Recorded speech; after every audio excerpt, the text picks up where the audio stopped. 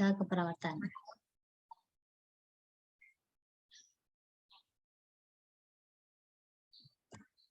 Nah, sekarang kita bahas dulu pengertian etika keperawatan. Nah, etika atau etis itu berasal dari bahasa Yunani, yaitu ethos atau etios, ya, yang berarti adat istiadat atau kebiasaan atau perilaku atau karakter seseorang. Ya, jadi adat istiadat atau kebiasaan atau perilaku atau karakter. Nah, jadi etika adalah ilmu tentang kesusilaan yang menentukan bagaimana sepatutnya manusia hidup di dalam masyarakat, yang menyangkut aturan-aturan atau prinsip-prinsip yang menentukan tingkah laku yang benar, yaitu baik dan buruk, ya, kewajiban dan tanggung jawab. Nah, jadi dengan mempelajari etika diharapkan nanti mahasiswa ibu sekalian, ya, mencerminkan perilaku atau dan karakter seorang perawat, ya. Baik, Bu.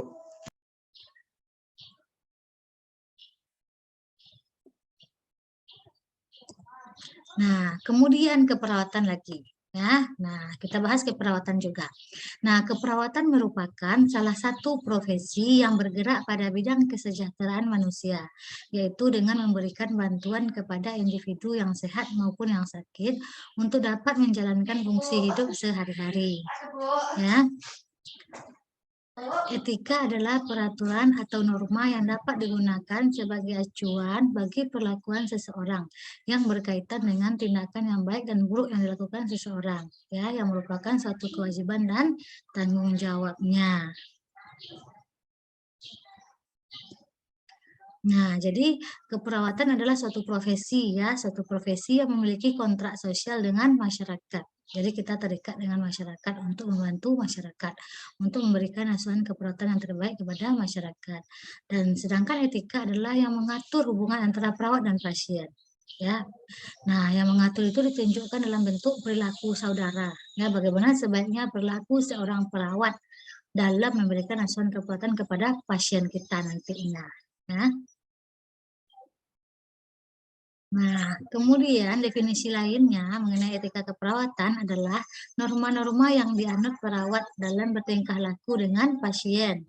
Ya, bagaimana seorang perawat itu bertingkah laku dengan pasien, keluarga, kolega, atau tenaga kesehatan lainnya di suatu pelayanan keperawatan yang bersifat profesional.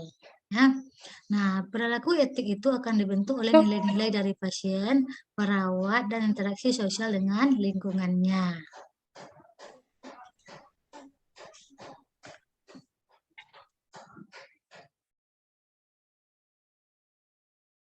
Nah, sedangkan etiket merupakan cara atau aturan yang sopan dalam berhubungan sosial. Ya, etiket profesional berarti perilaku yang diharapkan bagi setiap anggota profesi untuk bertindak dengan kapasitas profesionalnya. Ya, nah ini beberapa pengertian ya. Nah, ini hampir sama ya. Nah, kemudian selanjutnya di dalam keperawatan ini ya ada kode etik ya, tetapi kode etik keperawatan ini khusus nanti kita pelajari di pertemuan selanjutnya. Nah, kode etik keperawatan merupakan suatu pernyataan komprehensif dari profesi yang memberikan tuntutan bagi anggotanya dalam melaksanakan praktek keperawatan, baik yang berhubungan dengan pasien, keluarga, masyarakat, teman sejawat, diri sendiri, dan tim kesehatan lainnya. Ya. Nah, itu beberapa pengertiannya ya.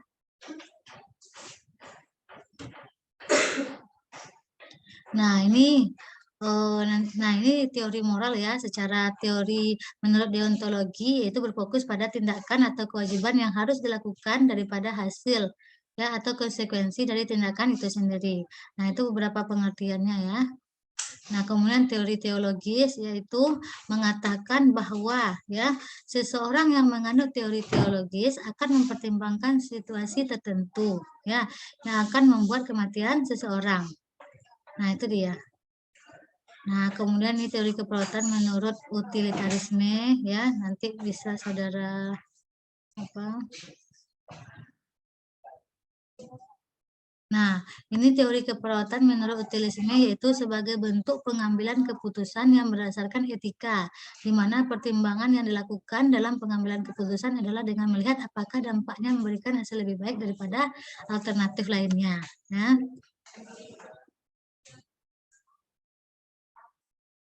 Nah, ini teori deontologi, teori-teori etika ya.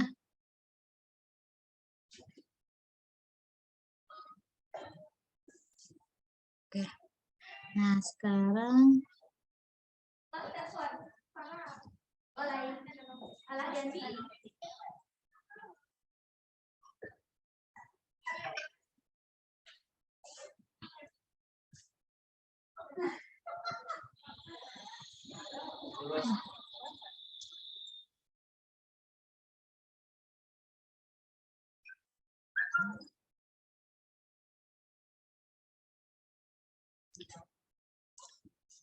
nah, oke ya. Nah, itu mengenai etika ya. Nah, sekarang kita masuk ke konsep nilai, norma, moral, dan etika keperawatan. Ya, nah berbicara mengenai nilai, norma, moral, ya, itu sebenarnya kita berbicara mengenai apakah itu yang kita lakukan itu adalah benar atau apa yang kita lakukan itu adalah salah. Ya, ini sudah tadi ya. Nah, sekarang kita bahas satu persatu dulu ya. Nah, yang kita bahas dalam materi kali ini adalah nilai, norma, dan moral seorang perawat. Ya. Nah, sekarang kita bahas satu persatu. Yang pertama kita bahas adalah nilai. Ya, nilai merupakan keyakinan terhadap suatu ide, tingkah laku, kebiasaan, atau objek yang menyusun suatu standar yang dapat mempengaruhi tingkah laku seseorang. Nah, nilai menjadi dasar untuk melakukan tindakan dan kemudian tindakan itu menjadi suatu standar atas tindakan yang selanjutnya akan dilakukan. Ya. Nah, menurut Ismani, nilai-nilai perawat yaitu suatu keyakinan yang dipegang oleh seorang perawat sesuai dengan tuntutan hati nuraninya yang kemudian menjadi budaya dan melekat pada diri perawat. Ya, jadi nilai perawat adalah suatu keyakinan yang dipegang oleh perawat, ya, sesuai dengan tuntutan hati nuraninya yang kemudian menjadi budaya dan melekat pada diri perawat.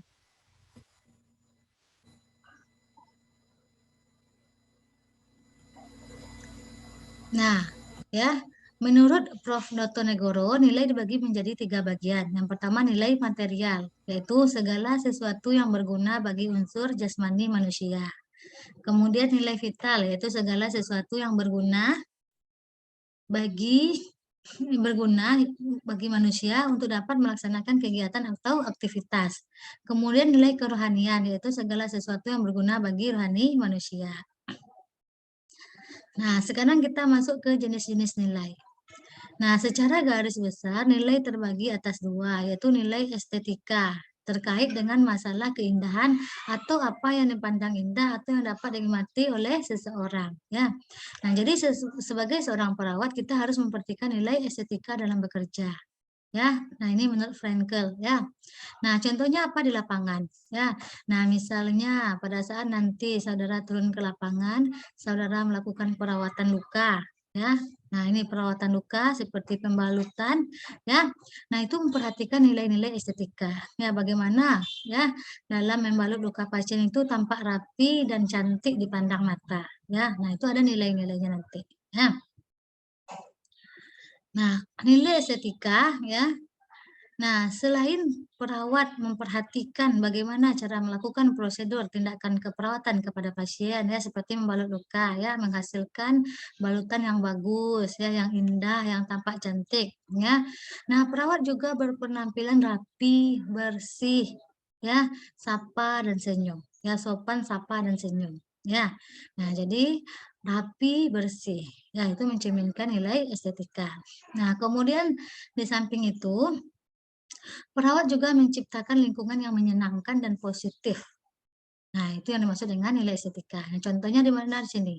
Nah, contohnya nanti di sini di Bangsal Anak. Ya, di Bangsal Anak bagaimana seorang perawat menciptakan lingkungan yang menyenangkan bagi pasien-pasien anak-anak. Ya, karena kita tahu ya pasien anak-anak itu dia takut dengan pakaian putih-putih ya, dengan perawat yang pakaian putih-putih, kemudian dengan dokter yang bajunya putih-putih ya, kemudian dengan lingkungan rumah sakit. Nah, jadi bagaimana seorang perawat menerapkan nilai estetika yaitu bagaimana mengatur ya, membuat ruangan bangsal anak. Nah, ini seperti gambar di PPT Ibu ini ya.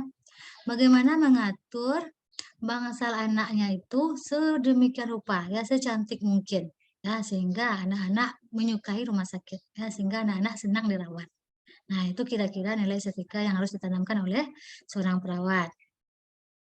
Nah, selanjutnya nilai-nilai profesional dalam keperawatan yang harus dipegang oleh perawat adalah pertama kita lihat dulu definisinya ya. Menurut American Association of College of Nursing ya, terdapat 5 nilai profesionalisme sebagai identitas bagi perawat ya, dan dapat mencerminkan perawat yang profesional ya, yaitu altruisme, autonomi, human dignity, integrity, dan social justice ya. Nah, itu nilai-nilai profesional dalam keperawatan yang harapannya kelak saudara tanamkan pada diri saudara nanti ya. Nah, pertama kita bahas satu persatu terlebih dahulu, yaitu nilai altruisme. Nah, apa kira-kira itu altruisme? Nah, altruisme adalah suatu bentuk tindakan yang mementingkan dan memperhatikan kesejahteraan serta keselamatan orang lain.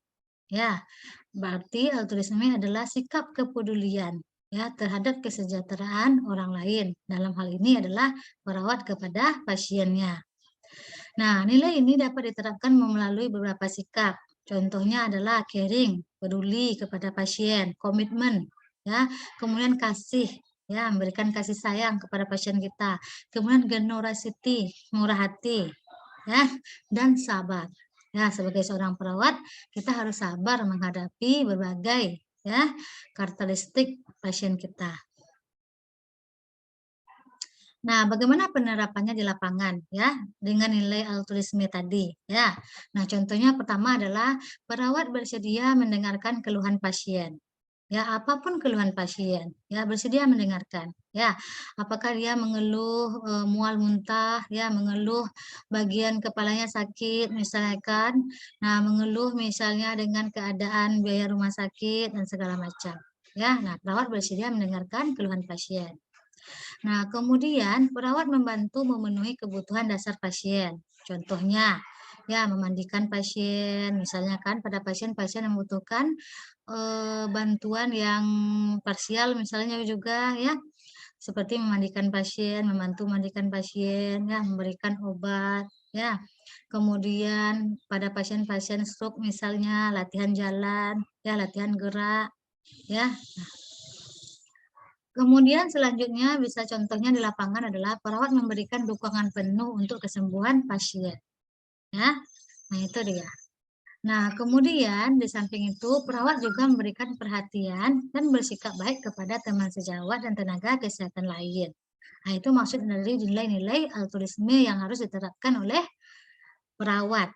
Ya, nah dengan nilai-nilai altruisme, perawat akan terdorong untuk menolong orang lain dengan tulus tanpa mengharapkan balasan. Nah, jadi itu kira-kira pengertian dari nilai-nilai altruisme tadi, yaitu suatu bentuk tindakan yang mementingkan dan memperhatikan kesejahteraan serta keselamatan orang lain yang dapat saudara terapkan nanti dengan perilaku caring, ya, kemudian mengasihi pasien, murah hati, sabar dengan pasien kita, gitu ya. Nah, kira-kira sampai di sini paham untuk nilai-nilai altruisme? Paham, Bu. Ya, paham, Bu. Oke. Selanjutnya ini ada contoh kasus ya yang Ibu ambil dari berita ya Januari tanggal 17 tahun 2021. Ya, diberitakan bahwa seorang perawat di Rumah Sakit Mitra Mamuju, yakni perawat Mia, menyelamatkan pasien seorang bayi saat gempa terjadi. Ya, gempa yang terjadi menyebabkan beberapa perlengkapan medis termasuk properti lainnya berjatuhan. Di saat orang-orang berhamburan keluar dari gedung, perawat Mia masih sempat menyelamatkan seorang pasien dan satu bayi yang berada dalam inkubator. Perawat Mia dan bayi terjebak selama berjam-jam di dalam rumah sakit karena gedung rumah sakit yang ambruk. Tim SAR lalu datang dan melakukan evakuasi. Nah, perawat Mia dan bayi berhasil dikeluarkan dan langsung dibawa ke rumah sakit Bayangkara. Hanya beberapa jam saja di rumah sakit, perawat Mia nyatakan meninggal. Sedangkan bayi masih dalam perawatan intensif di rumah sakit Bayangkara. Nah, hal yang dilakukan oleh perawat Mia dalam kasus ini adalah bentuk nilai-nilai altruisme ya dalam praktik keperawatan ya. Nah, sikap ini ditunjukkan dengan perawat Mia rela mengorbankan kepentingan dirinya sendiri dengan tujuan menyelamatkan pasien. Nah, walaupun sebenarnya hal ini tidak kita kehendaki ya, maksudnya kita tidak menghendaki perawat Mia, tapi dari cerita ini bisa kita nilai bahwa perawat Mia rela mengorbankan dirinya untuk menyelamatkan pasien. Artinya dia benar-benar menerapkan nilai altruisme dalam diri seorang perawat. Nah, kira-kira seperti itu ya. Nah, jadi nilai-nilai altruisme adalah tindakan yang mementingkan atau memperhatikan kesejahteraan serta keselamatan orang lain. Ya. Nah, contohnya juga itu banyak dulu tahun 2009 ada gempa besar di Sumatera Barat di Padang ya.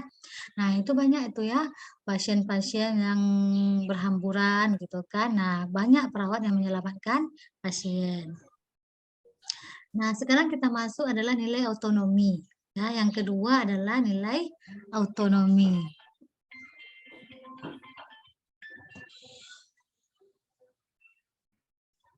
Nah, nilai otonomi yaitu perawat mampu memberikan atau menunjukkan sikap menghargai kepada klien ketika ia sedang membuat keputusan terkait dengan perawatan kesehatan dan kondisinya.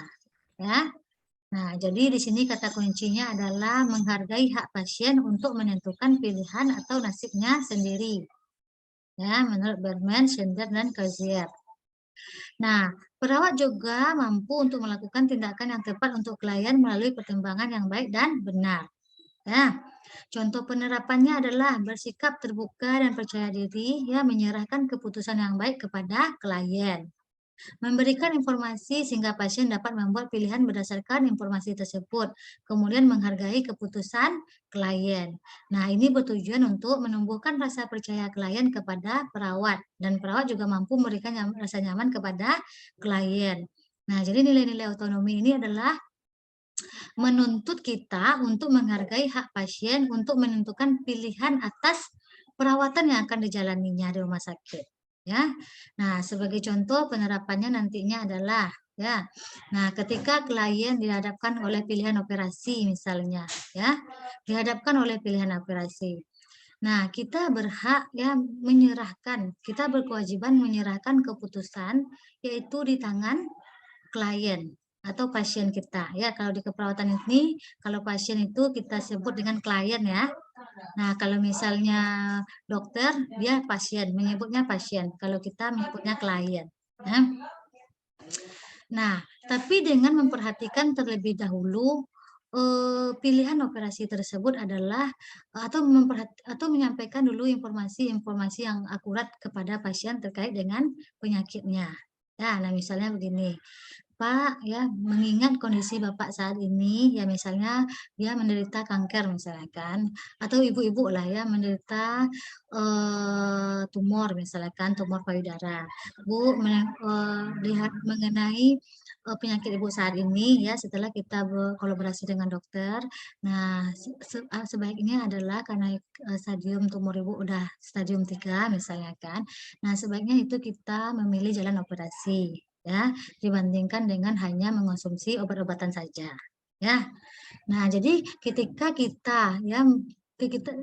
kita menerapkan nilai-nilai otonomi, terlebih dahulu kita menyampaikan kepada pasien terkait dengan keadaan sakit pasien tersebut ya, sehingga nantinya diharapkan pasien bisa memilih pilihan yang tepat ya untuk apakah dia memilih operasi atau tidak. Ya itu dia, ya jadi kita harus menyampaikan informasi yang jelas terlebih dahulu kepada pasien. Nah, sehingga dengan demikian pasien bisa memutuskan apa pilihan yang terbaik yang akan diambilnya. Nah, itu kira-kira penerapannya yaitu nilai-nilai otonomi ya. Nah, kemudian misalnya ya,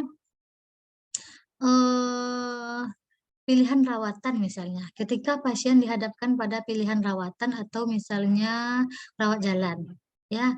Nah, kita harus juga menyampaikan bahwa pilihan rawatan misalnya lebih baik daripada pilihan rawat jalan. Misalnya dengan menyampaikan bahwa, misalnya pasiennya demam berdarah dengue, hasil labornya menunjukkan bahwa trombositnya sangat rendah sekali. Nah, seharusnya pasien ini harus dirawat. Nah, itu ya. Nah, itu kita sampaikan juga, ya kita jelaskan terlebih dahulu bagaimana keadaannya, ya bagaimana keadaannya, misalnya hasil labornya, hasil pemeriksaan fisiknya, ya. Nah, kemudian nanti keputusan untuk dirawat itu kita serahkan kepada pasien, tetapi dengan terlebih dahulu menyampaikan informasi yang benar mengenai keadaan sakitnya, ya. Nah, itu kira-kira nilai otonomi. Kemudian penerapan selanjutnya misalnya di lapangan adalah izin sebelum melakukan tindakan, ya. Nah, dia karena kita di sini kata kuncinya adalah hak, yaitu hak pasien ya. Nah, jadi kita harus meminta izin terlebih dahulu ketika akan melakukan tindakan kepada pasien kita. Ya, sebagai contoh misalnya memasang infus. Ya, misalnya kita mau memasang infus kepada pasien. Ya.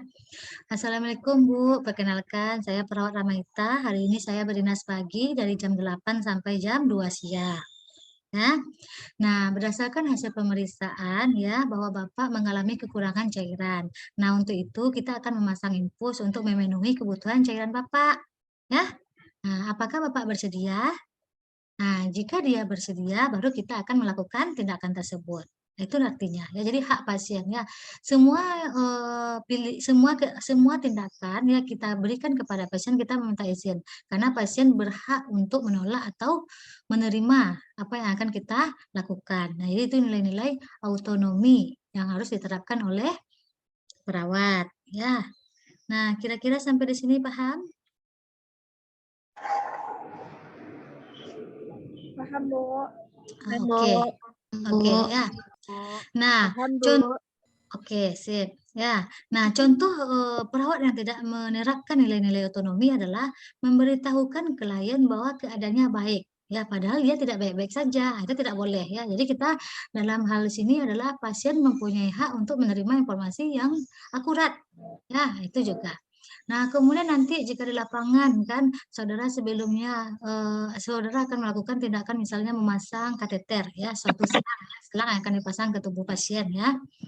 Nah, saudara langsung aja datang ke ruangan pasien, kemudian langsung aja memasang gitu kan, tanpa memberitahukan sebelumnya, tanpa minta izin terlebih dahulu. Nah, itu juga dikatakan adalah melanggar nilai-nilai otonomi seorang perawat. Ya, jadi apapun itu ya sebelum kita ke pasien, sebelum kita melakukan tindakan, nah kita harus minta izin kepada pasien terlebih dahulu ya, karena di sini kata kuncinya adalah pasien mempunyai hak ya terhadap dirinya sendiri ya, berhak untuk mengambil keputusan apa yang terbaik untuk dirinya ya.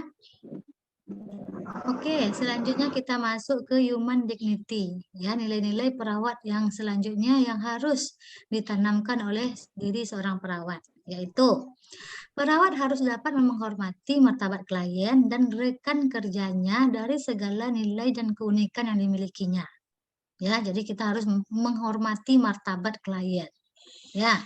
Nah, menurut Berman, human dignity adalah penghormatan kepada nilai dan keunikan yang ada pada seseorang. Nah, sebagai contoh di sini adalah ketika ya kita melakukan tindakan atau asuhan keperawatan, perawat harus menempatkan klien pada posisi yang dihormati sebagai manusia. Nah, harus kita hormati. Nah, contohnya apa? Nah, ketika kita melakukan pemeriksaan fisik genitalia misalnya ya kepada klien perempuan ataupun laki-laki, perawat harus menjaga privasinya dengan cara menutup tirai atau dilakukan di ruangan yang tertutup. Ya, jangan misalnya mentang-mentang pasien sakit, dirawat di rumah sakit, pintunya dibuka-buka aja gitu kan, atau misalnya tidak pakai sampiran, sementara di ruangan itu terdapat beberapa pasien ya.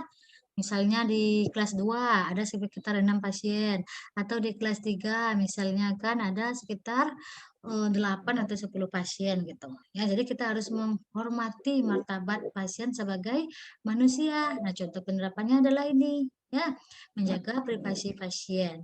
Ya. Nah, hal ini bertujuan agar terciptanya rasa nyaman ya, rasa nyaman dan aman bagi klien kita, ya. Nah, walaupun misalnya pasien tersebut di ruangan ICU, pasien koma, tidak sadarkan diri, ya. Nah, kita kebetulan dinas pagi dan harus memandikan pasien, misalnya kan. Memandikan pasien tetap pertama dulu menerapkan nilai-nilai otonomi, itu minta izin. Kemudian pada saat kita memandikan pasien, jangan asal dibuka aja semua bajunya, tapi secara bertahap. Ya, misalnya kita bersihkan dulu wajahnya, kemudian nanti setelah tangan dan lain-lain kita bersihkan badannya, yang bagian bawahnya kita tutup dulu. Kalau kita membersihkan bagian badan, ya, bagian badan, kemudian bagian bawahnya kita tutup. Atau kita membersihkan bagian bawah, bagian ekstremitas, bagian genitalia, bagian atasnya kita tutup. Ya, itu dia artinya ya. Sampai di sini paham nilai-nilai human dignity ini? Paham, Bu. Baik, paham, Bu. Oke. Selanjutnya kita yang ketiga adalah nilai-nilai integriti, ya, atau integritas, yaitu perawat harus bekerja dan memberikan asuhan keperawatan yang sesuai dengan kode etik dan standar praktiknya. Nah, di sini adalah bertindak sesuai dengan kode etik dan standar praktik, ya. Jadi menurut Berman, integriti adalah bertindak sesuai dengan kode etik dan standar praktik kita. Ada standar kita nanti, ya. Hal yang muncul di nilai ini adalah kejujuran yang ditunjukkan oleh perawat melalui sikap dan perilakunya, serta memberikan tindakan dan pelayanan keperawatan sesuai dengan kode etik. Nah, perawat wajib berpegang atau mematuhi aturan dan hukum yang berlaku, serta memberikan informasi yang jujur kepada klien dan masyarakat. Hal ini bertujuan agar terciptanya rasa kepercayaan antara klien dan masyarakat dengan perawat, serta memberikan asuhan keperawatan yang baik dan berkualitas kepada klien. Ya. Nah, contohnya di sini apa misalnya, ya, di lapangan, ya. Perawat wajib melaksanakan asuhan keperawatan sesuai dengan standar operasional prosedur. Ya, operasional prosedur.